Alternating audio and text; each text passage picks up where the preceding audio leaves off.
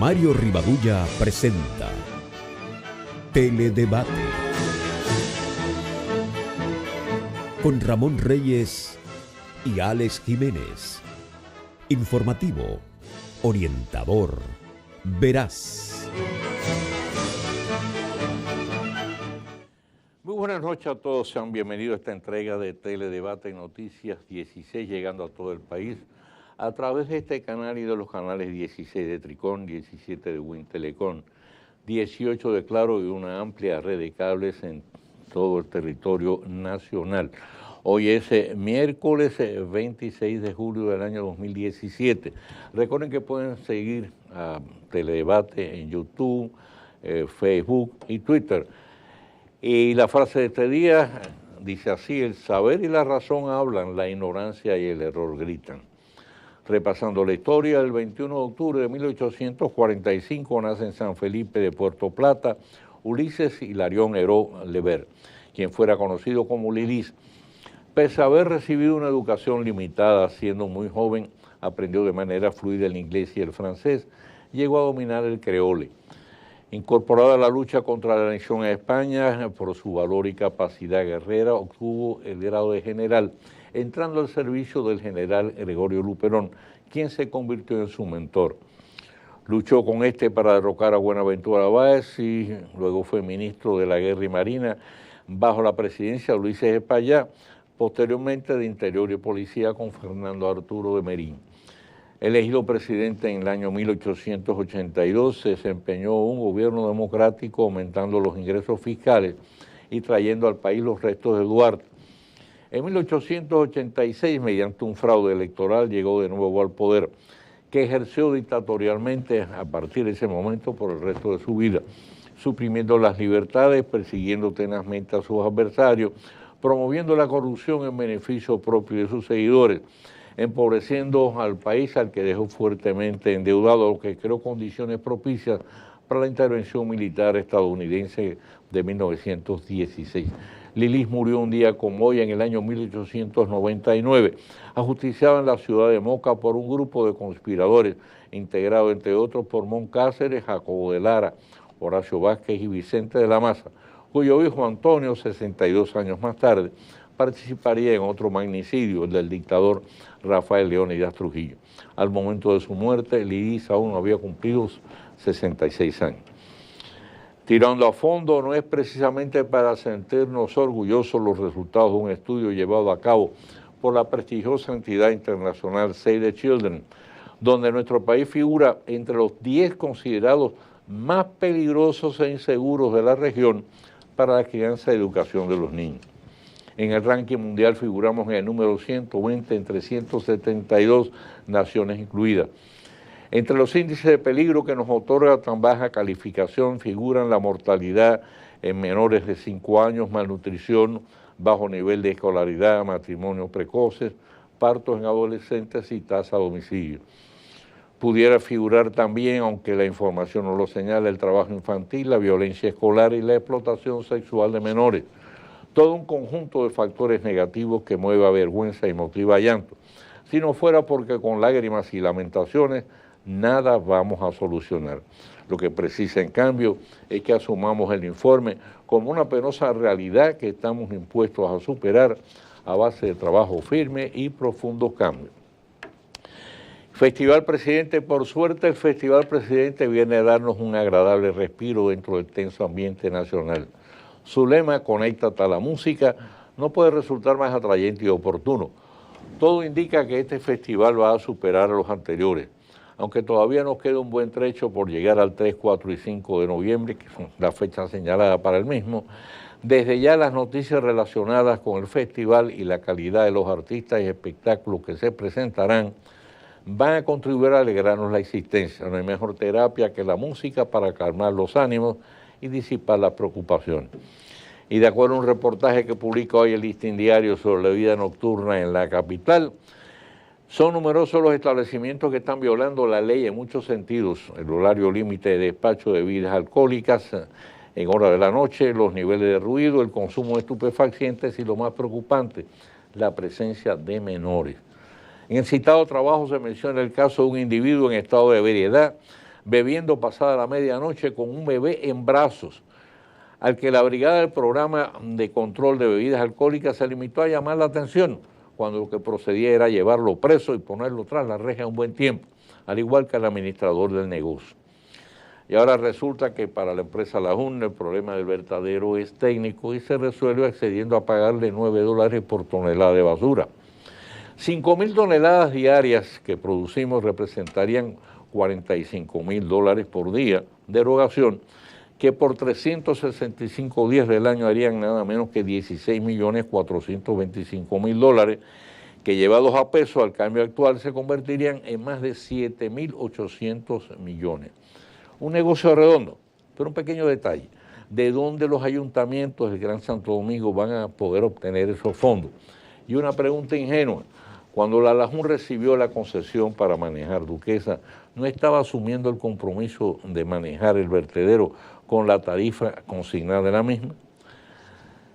Y entre 300 y 350.000 venezolanos han pasado la frontera para refugiarse en Colombia, un flujo que no cesa de gente preocupada por la gravísima situación económica, la falta de alimentos y medicamentos, así como atemorizada por la cada vez más agudizada crisis política, tal como muestran las gráficas que publica la prensa y las fílmicas que proyecta la televisión.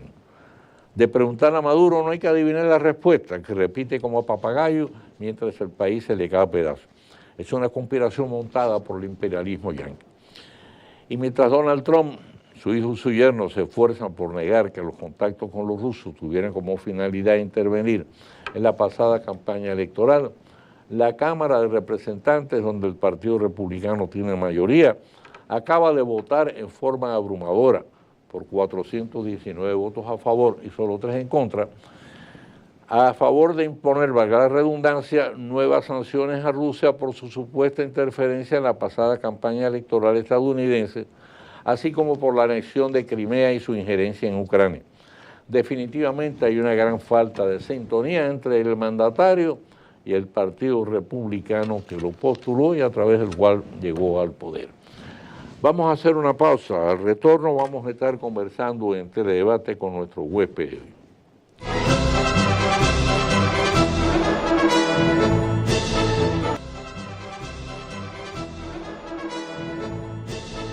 Bien, pues hoy estamos buscando respuestas en Teledebate con el doctor Juan Miguel Castillo Pantaleón, destacado jurista, ha estado aquí muchísimas veces, no necesita presentación, además es una figura que con mucha frecuencia aparece en los medios de comunicación con sobrada justificación, no es porque él lo busque, no es porque él es una persona que anda buscando protagonismo, sino que realmente pues los conocimientos que tiene y los acontecimientos que ocurren en el país pues obligan necesariamente a contar con su opinión. Así que encantado de tenerte por acá. Yo siempre me siento muy honrado de venir aquí. Y bueno, el tema no hay ni que presentarlo,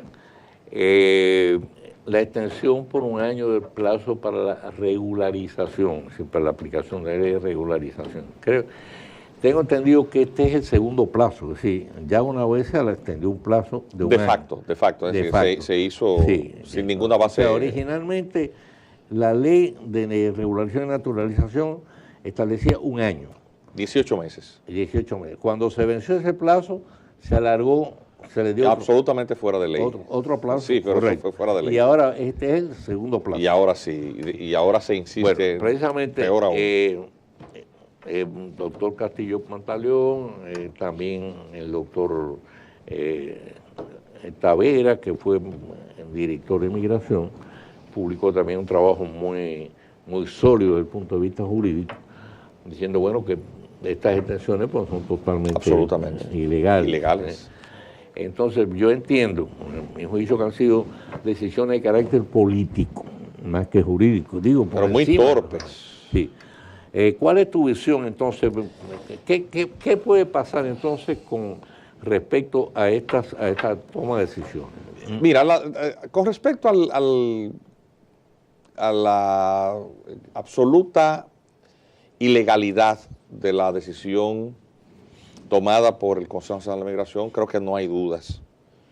Creo que ya el país está bastante enterado, porque a través de los múltiples medios noticiosos, pues tanto la opinión nuestra como la de otros abogados ha ilustrado. Ese es el rol que debe tener un profesional, compartir lo que sabe con la sociedad, porque a través de los medios noticiosos y los medios informativos precisamente también se educa a la población.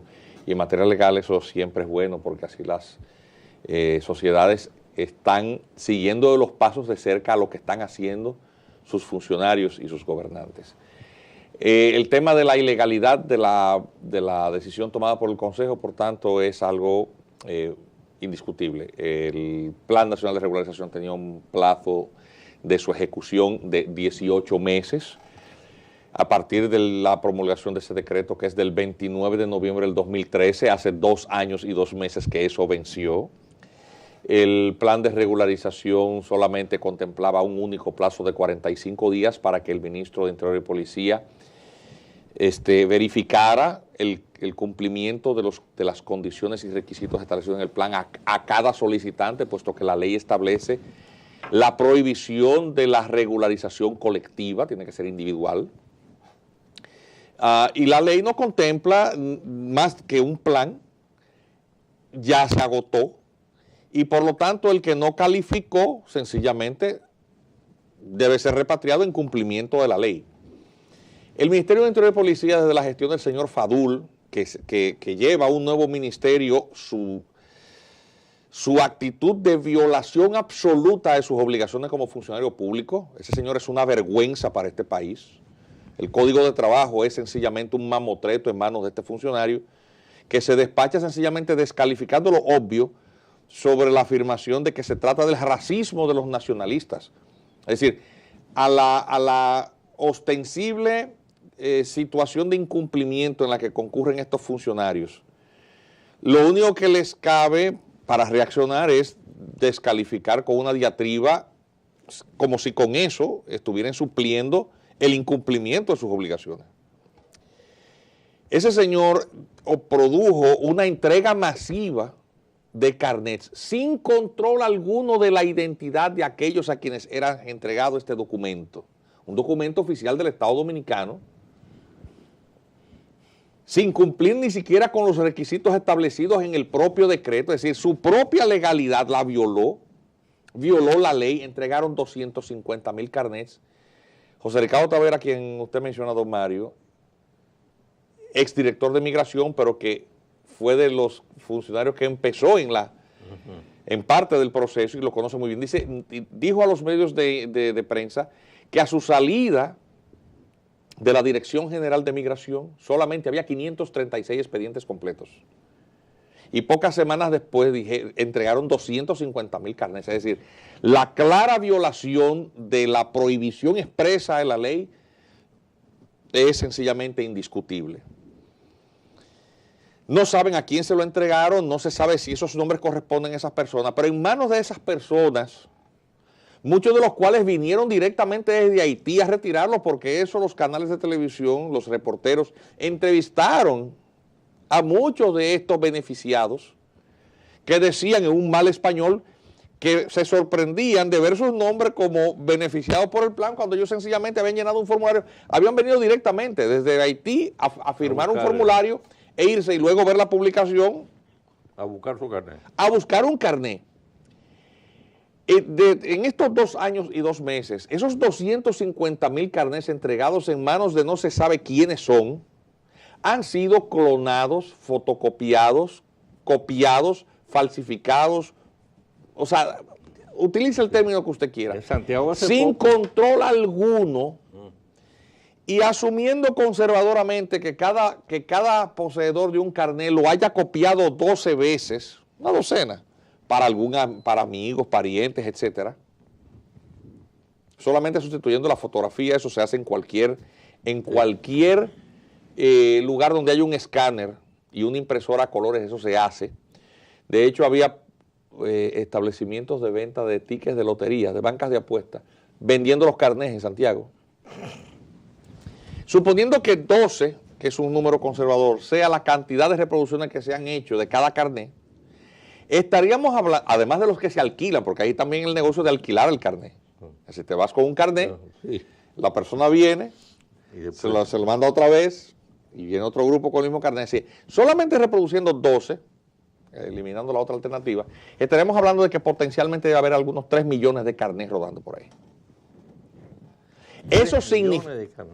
Y para colmo, este Consejo Nacional de Migración, sabiendo que está actuando absolutamente fuera de ley, en una materia que la Constitución de la República, por mandato expreso del artículo 93 literal, reserva a la ley en manos del Congreso Nacional la materia migratoria, sesiona sin una agenda que nadie conociera. Previamente el Caribe había publicado la resolución, había salido antes de que se sesionara, ya se conocía. La conocía ese periódico, pero usted va hoy a las oficinas del Ministerio de Interior y Policía y no le entregan la famosa resolución esa, es clandestina. No se sabe las actas, cómo votó. Eso es un organismo colegiado en la que las resoluciones deben ser votadas por mayoría de votos. Hay que saber cómo votaron los miembros. O fueron simplemente estampar una firma como gomígrafos, porque el proyecto de resolución no se conocía previamente. Eso viola la ley de libre acceso claro, eso es una violación legal, porque los proyectos de resolución en materia normativa deben ser publicados previamente. Es decir, ahí se ha violado todo. Eso es el artículo 23 de la ley 200-04. O sea, se violó todo. Y pues el país de buenas a primeras encuentra con que esta gente ha prorrogado una cosa que no tenía prórroga, que no está contemplada, que está al margen de la ley, extendiendo la validez de un documento que fue entregado sin control alguno y obviamente generando un mayor efecto llamada. Si habían 12 fotocopias por cada documento que anda rodando por ahí, durante este año se sacarán 50 copias más. Y eso significa haber colocado al país en una situación sumamente peligrosa, toda vez que el Estado Dominicano no está en condiciones de garantizar la frontera, la integridad de la frontera. 391 kilómetros de frontera accidentada con solamente 4 pasos fronterizos habilitados, que son los 4 puestos normales, y una serie de retenes, pero que dan muy escaso. Hay lugares que entre punto y punto hay 71 kilómetros lineales, por ahí entra de todo. Claro. Para ver si lo que está pasando, solamente hay que sentarse en la acera frente a cualquier maternidad de aquí para ver cómo llegan los autobuses cargados de mujeres embarazadas en estado avanzadísimo de preñez, a punto de dar a luz, y las desmontan frente a los hospitales, una mafia a la vista de todo el mundo. Hay que ver lo que va a pasar entonces durante este año. República Dominicana está sometida a un riesgo como no recuerda la historia. Eso es lo que le llaman los sociólogos una balcanización. Eso pasó ya en Yugoslavia. Sí. Cuando toda la población de un lado, de un país distinto, Albania, pasó a una zona que se llama Kosovo, una de las repúblicas que conformaba la antigua Yugoslavia. Y eso generó, esa marejada humana y ese problema de convivencia, una situación inconfesable. Aquí se va a discutir el espacio vital. República Dominicana no soporta una población de migrantes irregulares en esa proporción, y en la medida en que van a estar dotados de un documento falso o verdadero, va a multiplicar por 1000 las dificultades para la repatriación de esta gente. Porque solamente el determinar si ese carnet es verdadero o falso implica ya una complicación para la autoridad. Claro. Investigar. Porque además lo sacas y vuelven y entran. Investigar esa cantidad de carnet es cosa imposible. Es lo que le llaman la fusión de poblaciones. Eso es lo que acaba, es las bases de la fusión de poblaciones, es lo que ha creado este cuerpo colegiado compuesto por funcionarios que cuando juraron en sus cargos lo hicieron para cumplir y hacer cumplir la Constitución, que ellos han violado de la manera más flagrante. Pero ¿tú no crees que eso sea en este caso una línea bajada por el gobierno? Eso significaría entonces que el presidente de la República estaría... Yo prefiero no pensar eso, porque significa que el presidente de la República está, debido a su desgaste acelerado, debido a los múltiples casos de corrupción, a una verdadera marejada de descontento que está creando movimientos de masas como no recuerda la política en los últimos 10 años. Los partidos políticos ya no hacen manifestaciones por lo costosos que salen. Estamos viendo manifestaciones multitudinarias con decenas de miles de personas que se están realizando a lo largo y ancho de todo el territorio nacional. La situación de desgaste del presidente de la República coloca a este gobernante que tiene por delante 2 años y pico, casi 3, por delante, en una situación que no se sabe en qué va a parar. Estando como está prohibida la Constitución, obviamente tendría que crear las condiciones de una crisis para jugar en ese desorden a su continuidad. Entonces, esto es sembrando las bases de una situación conflictiva, de un enemigo externo que genera la unión interna. Eso es parte del librito, te creas cuando tienes una situación de crisis, un enemigo externo. ¿Es a eso que está jugando este señor? Si eso es cumpliendo instrucciones presidenciales, entonces estamos en presencia de una situación aún más peligrosa. Atención, eso que acaba de hacer el Consejo Nacional de Migración, presidido por el ministro de Interior y Policía, está castigado en el Código Penal con 20 años de reclusión mayor. Se llama coalición de funcionarios ese delito, ese crimen. Cuando los funcionarios convienen de manera deliberada y expresa en que se violen las leyes y la Constitución. Eso es una infracción. Entonces, a ver, el acto administrativo adolece de la nulidad más absoluta. Puede ser demandada por cualquier ciudadano, un grupo de ciudadanos lo vamos a hacer. Sí, le viene la presión. Ante la jurisdicción. Vamos a hacer una pausa administrativa. Permiso, Sí. Regresamos de inmediato.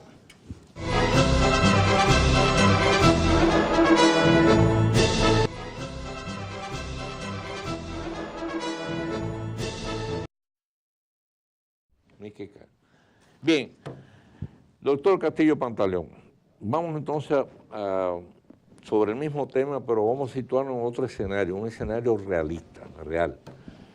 Estamos condenados de por vida a compartir el territorio con Haití. No me atrevo a decir República de Haití, porque Haití lamentablemente también es todavía un conglomerado humano muy infortunado, miserioso, el conglomerado humano más pobre de Latinoamérica y uno de los más pobres del mundo, que no ha podido desarrollar un proyecto de nación, como es natural. Estamos obligados, condenados por vida, entonces a compartir ese territorio. Si tuviera en tus manos el manejo de esta situación, me refiero en el tiempo, ¿qué tú crees que podemos y debíamos hacer nosotros y cuáles pudieran ser las perspectivas que pudiéramos en el tiempo desarrollar una relación armoniosa y al mismo tiempo que nuestras fronteras estuvieran debidamente respetadas, si tú en tu lado y nosotros en el nuestro? Y naturalmente, si necesito mañana que vengan 200, pues puedo contratar 200,000 porque necesito mano de obra, igual que en otros países, vienes, te doy tu permiso de trabajo y cuando termine regresas, que es lo correcto. Y es lo que se estuvo haciendo un tiempo, inclusive tengo entendido que en la época de Balaguer, no estoy muy seguro, pero se contrataban los trabajadores para la industria azucarera, cuando terminaba la zafra se volvían otra vez y entonces en la próxima zafra regresaban, que es lo correcto. Ahora no, ahora hay un desorden increíble. ¿Cómo tú manejarías esa situación y qué tú crees que puede ocurrir en el tiempo? Lo primero, don Mario, es que ninguna solución implementada al costo del desconocimiento de la ley es admisible. Ah. Vivimos en un Estado de Derecho. Okay. Y cuando en nombre de cualquier interpretación, teoría, ideología, preferencia o malicia, usted vulnera la ley, eso no termina bien. Porque establece un precedente que compromete todo el Estado de Derecho. Yo veo, por ejemplo, que se habla del tema de corrupción. Que los contratos sobrevaluados, que si Odebrecht esto o aquello. ¿Cuánto le costó al país el Plan Nacional de Regularización haciendo algo absolutamente ilegal? Eso ha sido auditado. ¿Cuánto dinero ahí realmente se gastó?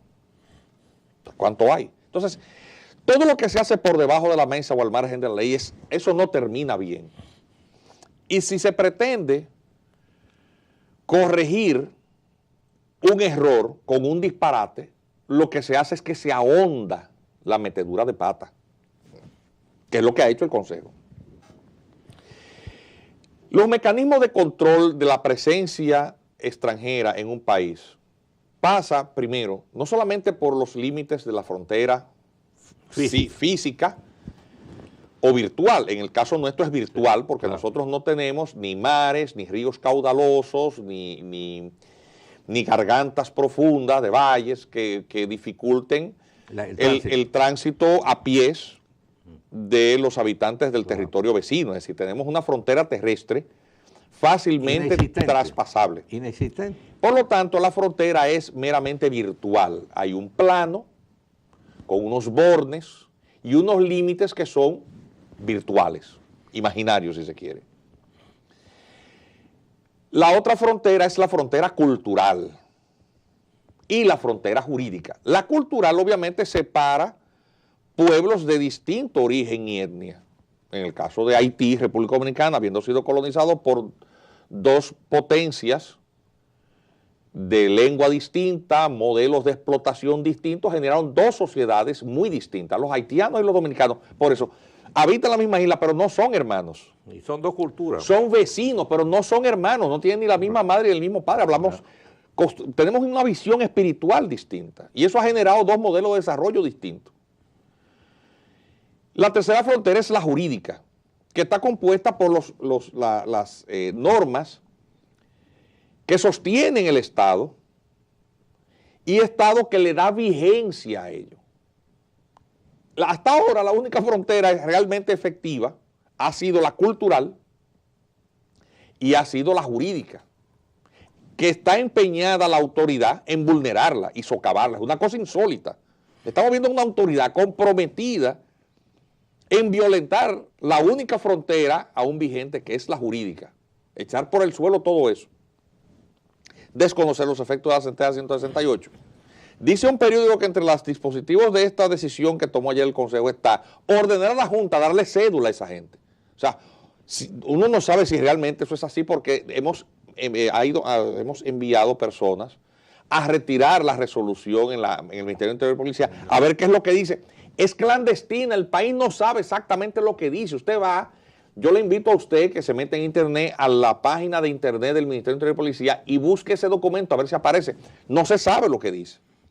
Mañana en la mañana vamos a solicitar de manera formal, en base a la ley 200-04 sobre libre acceso a la información, las actas, las resoluciones, las nóminas de presencia para saber cuántos de los miembros del Consejo estuvieron ahí y cómo votaron, y los documentos, estudios o lo que sea que sirvió de sustento a una decisión tan descabellada. Porque algo tiene que haber servido de sustento para una cosa tan absurda. Y se lo vamos a solicitar al Ministerio de Policía, en la persona del ministro y en la de la directora ejecutiva del Instituto Nacional de Migración, que de acuerdo a la ley, ese instituto ostenta la secretaría sin voto en las reuniones del Consejo. Alguna de las dos tiene que responder y luego, si no responden, pues seguiremos el procedimiento correspondiente. Lo cierto es que los otros mecanismos de control de la presencia tienen que ver con otros estamentos del Estado que son las que supervisan que algunos de los factores de atracción de esa migración no generen distorsiones. Por ejemplo, Ministerio de Trabajo.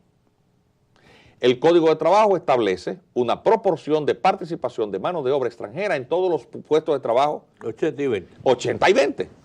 ¿Cuántos sometimientos ha hecho el señor Fadul a empresarios? Pero es que entonces tú tienes mano de obra. Pero es que el propio Estado... tenemos un Estado violentado. A ver, el ministro Gonzalo Castillo. El ministro Gonzalo Castillo ha supervisado que ese presupuesto que es financiado con préstamos que usted, dominicano y dominicana que me está yendo, vamos a tener que pagar. Esto es un Estado que se está endeudando en una proporción y a una velocidad. Es una espiral de endeudamiento que se está tragando ya más de la mitad del PIB. En esta semana el Estado Dominicano tiene que buscar 400 millones de dólares para pago de servicios de la deuda externa, financiando proyectos de construcción, sobrevaluados o no, pero que aún sobrevaluados o no, es riqueza con recursos que deben desparramarse en la economía. Pero si tú pagas salarios de miseria y a mano de obra extranjera, pues obviamente mucho de la animación de la economía que la inversión pública debe generar no se produce. Obviamente salarios deprimidos significa no posibilidad real de cerrar la brecha de inequidad, que es cubierta con programas asistencialistas, programas de bono gas, de bono qué sé yo qué, tarjeta solidaridad, que crean una mayor carga financiera al Estado, que es cubierta a su vez con préstamos. Es decir, es un modelo que nos va conduciendo poco a poco al colapso. Y fíjate que como estas falencias están muy vinculadas al descontrol migratorio, pero también a la falta de cumplimiento de las obligaciones de las distintas instituciones que intervienen en el proceso de atracción de esa mano de obra. Si tú tienes un ejército que está más empeñado, militares, en dejarse seducir por el contrabando, tú tienes un gravísimo problema no solamente de envilecimiento y relajación de la disciplina militar, es la pérdida absoluta del sentido de la existencia de esos cuerpos que tienen como único trabajo la preservación de la integridad territorial del país. Tú tienes un problema de salud pública, tú tienes un problema medioambiental, o sea, tú tienes multiplicidad de responsabilidades estatales incumplidas. Si el Estado no funciona de forma integral, no va a haber manera de neutralizar esas causas de atracción, porque Haití es un Estado fallido, expulsa a su población. Esa gente viene aquí desesperada, en un estado de indigencia, y adolece de todas esas lacras y de todas esas necesidades que provienen de un país pobre. Nos crea una presión increíble. Claro. Bien, pues nada. Con cumplir con la ley basta. Sí, ojalá fuera así, porque realmente es un problema grave. Muy grave. Muy grave. Yo leí un artículo ahí, ya para terminar, leí un artículo ahí de José Rafael Abinader, donde dice que ese problema es el más grave que tenemos. Excelente. Dice que es más grave, yo lo leí. Ese señor es más inteligente que el hijo. Sí, yo lo leí y lo recogí aquí. Luis Abinader debió aprender de su papá. Sí, Es que la experiencia no se improvisa. Muy buen trabajo. Excelente trabajo. Sí, yo lo comenté aquí, lo recogí, lo comenté, porque realmente me impresionó. Así es. El trabajo. De la lucidez y la visión de este señor. Muchas gracias por haber estado con nosotros. Gracias a usted. Te esperamos pronto, porque este problema va a seguir. Sí, señor. Hacemos la pausa y volvemos con el tiro rápido de este día.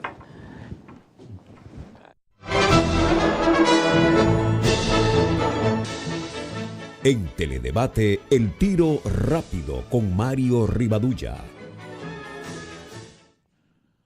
Todavía resiente el recuerdo de la seria campaña internacional desatada contra la República Dominicana por el tema del trato otorgado a los haitianos residentes en el país y su estatus migratorio, alentada perversamente tras bastidores por el entonces presidente de Haití, Michel Martelly, y contando con el endoso hipócrita de países de la región que paradójicamente no aceptan la presencia de haitianos en sus territorios, fue significativo el daño provocado a la imagen de la República Dominicana. Fue entonces que surgió la propuesta como idea salvadora de elaborar y aprobar la ley de regularización y naturalización, si bien aplicable a todos los extranjeros, motivada en especial para buscarle una salida al problema de la cuantiosa presencia de haitianos residentes en el país de manera ilegal. Era una medida de emergencia y de naturaleza más bien política, que en su momento se consideró salvadora de la crisis. El costo de aplicación de la misma subió a una cantidad que se hace cifrar en 2.300 millones de pesos, asumido en su totalidad por el presupuesto nacional. Lamentablemente su aplicación ha quedado coja. No se tomó en cuenta las graves deficiencias del casi inexistente registro civil de Haití y el desinterés mostrado por sus autoridades para suplir de identidad a sus nacionales, residentes aquí de manera ilegal como requisito indispensable para poder acogerse al plan. Así, 2 años y meses después de haberse aprobado la ley y extendido el plazo original para acogerse a la misma, la cantidad de haitianos indocumentados que ha podido cumplir con los requisitos que establece la ley es de apenas un 3%, menos de 8.000 de más de 275.000, que es la cantidad que ha aplicado para la misma.